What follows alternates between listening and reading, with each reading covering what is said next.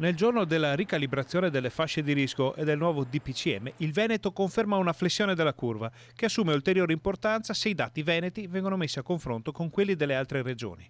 È evidente che noi abbiamo pagato un duro scotto in un periodo quando gli altri non avevano l'onda d'urto che abbiamo subito noi, ma è altrettanto vero che se ci pensate ci sono regioni che hanno fatto molte più restrizioni di noi. Quando noi avevamo la zona gialla erano regioni che si sono fatte 3 settimane di zona rossa, penso alla Lombardia, e 3 settimane di zona arancione, piuttosto che il collega dell'Emilia Romagna 3 settimane di zona arancione quando noi eravamo in giallo, o il Friuli Venezia Giulia idem 3 settimane di zona arancione quando noi eravamo in giallo.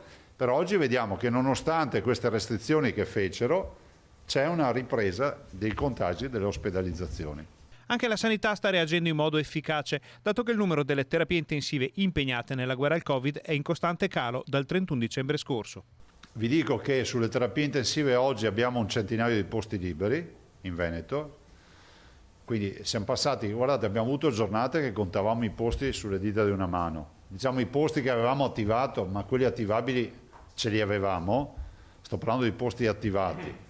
E oggi degli attivati, cioè di quelli che sono comunque con un letto, con un respiratore e pronti all'uso, ce ne sono un centinaio.